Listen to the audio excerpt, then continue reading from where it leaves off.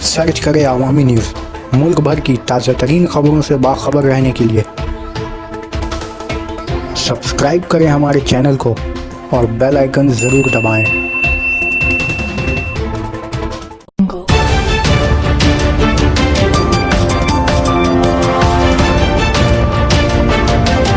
Kolkata mayor फराद हकीम शहर निसात में बरसात के दिनों में कारकर्दगी पर कोलकाता कॉरपोरेशन की पीठ थपथपाते हुए कहा कि कुछ एडेड इलाकों में पानी ज़रूर कुछ देर जमा रहा, लेकिन पहले के मुनासबत बहुत कम वक्त पर निकल गया था।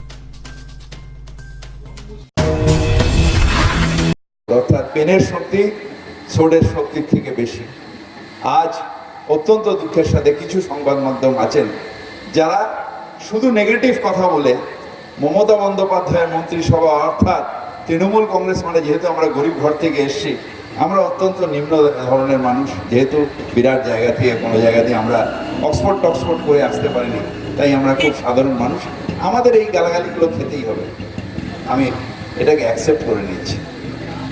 দ্বিতীয়ত আমি এইটুকু বলতে পারি যে হ্যাঁ, অনেক জায়গায় জল জমেছিল।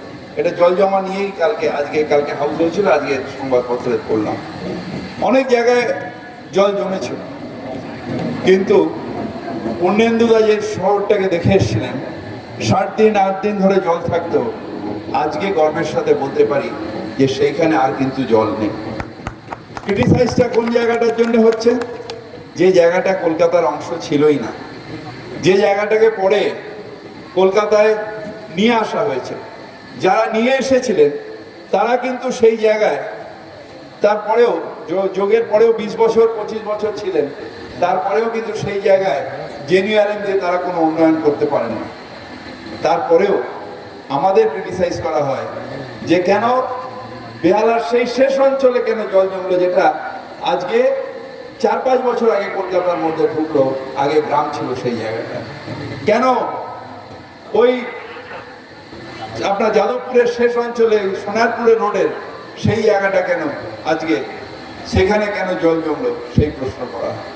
আসলে আমরা যেহেতু for the people, by the people, to the people, আমরা মানুষকে জবাবদিহি নিশ্চয়ই দেব, কিন্তু আননেসেসারি আমরা ক্রিটিসাইজ করি।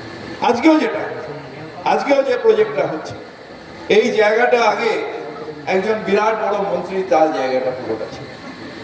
এটা নতুন কিছু নয় যে আজকে দক্ষিণ দমদমের এই বিস্তীর্ণ অঞ্চলে জল জমে, বা 3 নম্বর আমাদের 1 নম্বর পড়লো এই 3 নম্বর ওয়ার্ডে যে জলটা জমে, এটা নতুন কিছু নয়।